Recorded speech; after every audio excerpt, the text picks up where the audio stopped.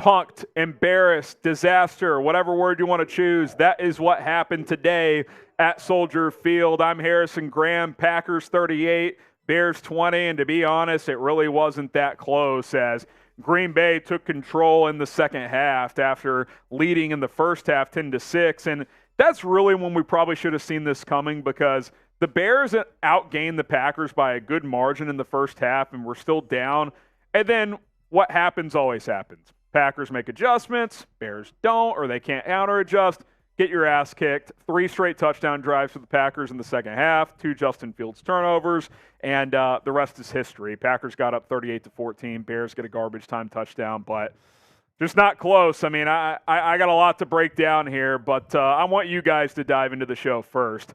What's your one-word reaction to the Bears' loss today?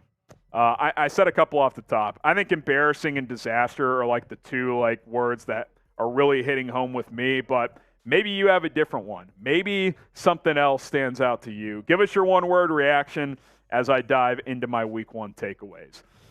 Takeaway number 1.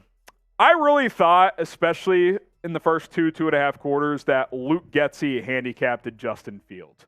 Whether you're a Justin Fields guy or not, whether or not you thought he played good today or not, I thought it was a mixed bag. I actually like a lot of the first half. They didn't finish a couple of the drives, but I thought he found a decent rhythm. And then Luke Getsy, he called 4 or 5 wide receiver screens in the first half that, I'm not joking, went for negative 20 yards or so. I mean, Deontay Foreman, loss of 7. Darnell Mooney, loss of 5. Chase Claypool drops 1. Wasn't going anywhere anyway. The Packers had it blown up. There was another one as well. I just don't get what Luke Getsy was doing. The few times he called standard pass plays in the first half, I thought Fields got into a decent rhythm. He hit DJ Moore for a couple of catches, which, by the way, coaching malpractice, and some of this might be on Fields too. DJ Moore gets 2 targets, catches them both for 25 yards in the second quarter, never see him again. How does that happen? I thought Getsy called a terrible game. Here's the deal, and I talked about this at the end of the watch party when we were just venting and ranting about this garbage performance. Maybe Justin Fields isn't the guy, but can we just get a clear evaluation, please? Cut it loose with this kid, and if we get to the end of the season and he doesn't have what it takes, I'm fine with that, because then you can turn the page. You can trade him. You can go get another quarterback in the draft. It's an unbelievably loaded quarterback draft this year. There's a lot of them. But if they're going to call games like this where they're just like, let's throw it out, quick receiver screen, let's try and grind these games out, it's going to be hard to grind games out when your defense gives up 21 straight points to start the third quarter. You gave up 38 today. 7 of those were a pick 6, whatever. The defense wasn't good. Just cut it loose with Fields, and maybe some of that's him. He's got to take chances. The one time he took a chance, he got picked, but the one downfield throw, which we know he throws the ball vertically really well, it's a touchdown to Darnell Mooney. Why are we not seeing more concepts like that? They got blown up every time they threw horizontally, and Getsy kept doing it. I thought Luke Getsy was trash.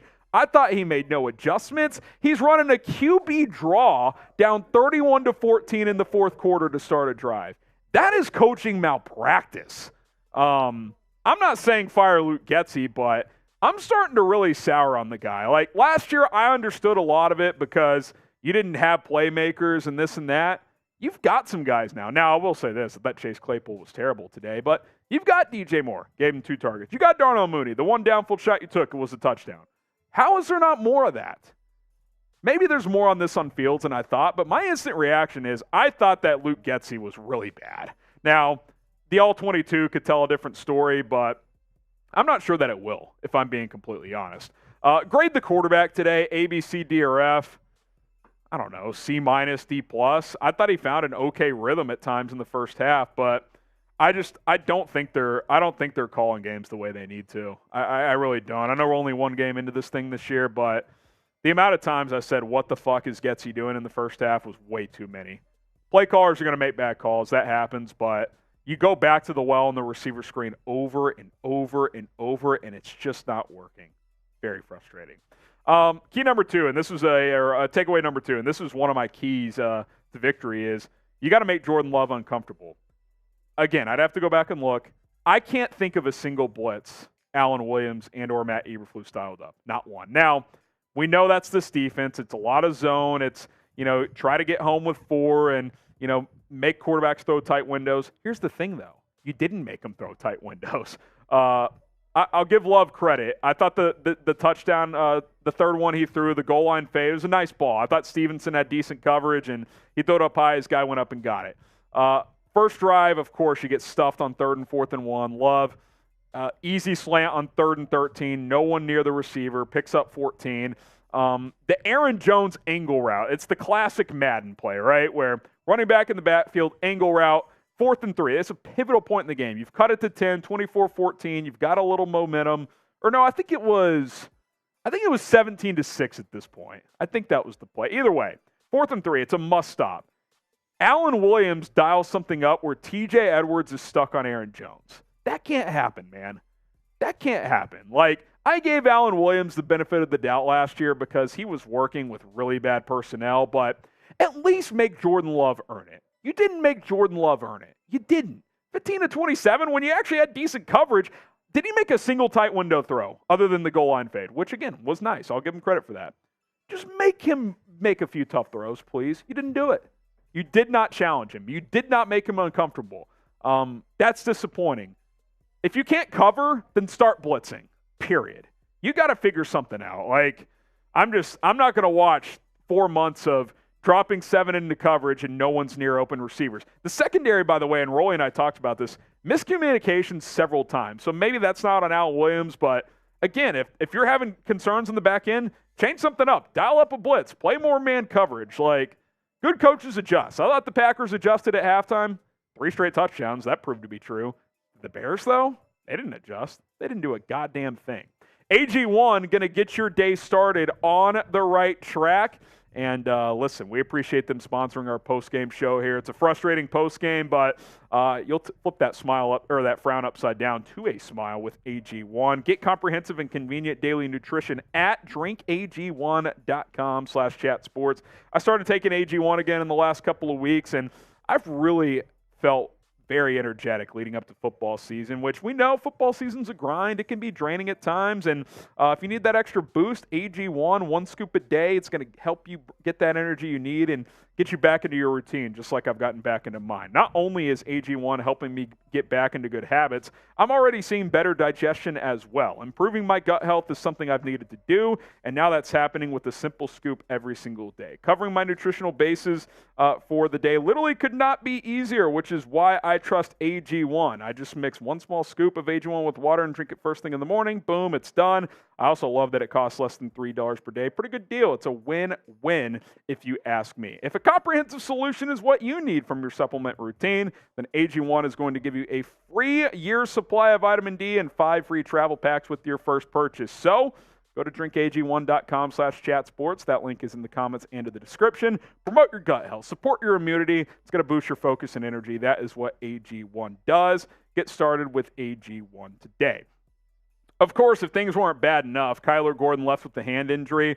I'll be honest, I actually don't remember when this happened. I saw Bears Communications tweeted out that he's out for the game with a hand injury, so feel free to let me know in the chat when exactly it happened if you saw it, but not good. Gordon was one of the few guys who made a nice couple of plays, had a breakup, was in position to almost make an interception later in the game as well, and then he gets hurt. So that's a problem if he's going to miss some time. We'll see. Hopefully that's not the case, but that's obviously not a good development for Chicago's defense.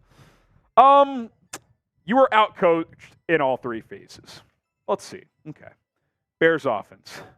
Let's regurgitate. Luke Getsy, wide receiver screen. Run to the teeth of the defense when they have Kenny Clark in the middle. Let's try wide receiver screen again. Let's not throw downfield at all. Okay. DJ Moore's our best player. We don't want to target him. You got outcoached there. Defense. Well, okay, you hold them to 10 points in the first half. I thought the defense after that first drive actually played a pretty good first half. Okay, halftime adjustments, what happens? Well, the Packers make adjustments. What do you do, Allen Williams? Nothing. You get hit in the mouth. 3 straight touchdowns by the Packers. 3 straight touchdowns. Special teams. Okay, Cairo Santos did his job. Opening return after the Packers scored a touchdown to start the second half. Tackled at the 11. No splash plays in the return game, although at least you didn't muff a punt. And by the way, Anders Carlson is burying 52-yard field goals at the end of the half. So, yeah, you got beat there too. And I forgot this. The first play of the game, The Bears received the kickoff, you have a personal foul. You got out-coached. You got outplayed. You lacked complete discipline. Multiple personal foul penalties, including Tyreek Stevenson late in the game. Luckily, the game was out of reach at that point. What can you say? Like, you got beaten all three phases. Your players got pushed around. The coaching it just made no adjustments. It's just bad. I mean, there's no way around it. You got embarrassed in all three phases and then some, to say the least. And then I think on top of that is I felt like the Packers wanted it more, which that's really concerning because going into this game, I called this a must-win, and I'll stand by it. Now, it's not a must-win in the sense of like Week 18, like it's when you make the playoffs, lose, you go home. Like there's different levels to this, right? But Aaron Rodgers is gone. Christian Watson is out. It's Jordan Love's first real start. I know he started a game a couple years ago, but it's really his first start. And I thought the Packers played harder. I thought they were more juiced up.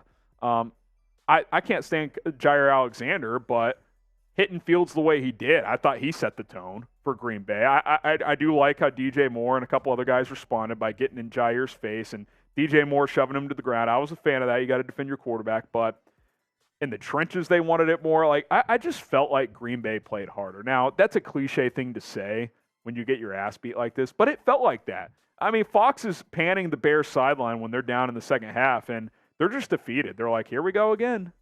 Same old Bears. That's what the thumbnail of this video says, same old Bears. It's just, it's mental more than anything. It's like everything lined up for you to win this game, and not only did you lose, you got embarrassed at home. Like, if I'm a fan at this game, this was the most expensive ticket in the NFL this week. Watching that, I mean, that's agonizing.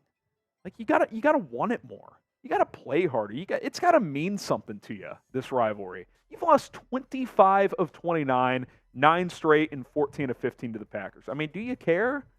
Do you care? It didn't feel like it. It didn't feel like it. It's just I've gone from angry to frustrated to just sad and disappointed, man. I mean, really, that's how it feels at the end of the day. If you want authentic Chicago Bears news, rumors, opinions all season long, that's what I'm going to give it to you. And yeah, you can slide in my DMs and say, yeah, you said Bears, you thought they'd win this game. Yeah, I did. I was wrong. I'm glad. I feel like I just gladly admitted I was wrong. Not gladly, but honestly admitted I was wrong. Bears stunk today. I hope they don't stink all year, but if I'm going to sit here and say I'm optimistic after that performance, I'd be lying. I think at Tampa next week is going to be tough. Scrappy win for them today over Minnesota on the road. Like, you want to talk about must win. If this team's going to do anything this year, they have to win next week. So sound off in the comments. Let us know how you feel. Packers 38, Bears 20. Bears fall to 0-1 on the 2023 NFL season.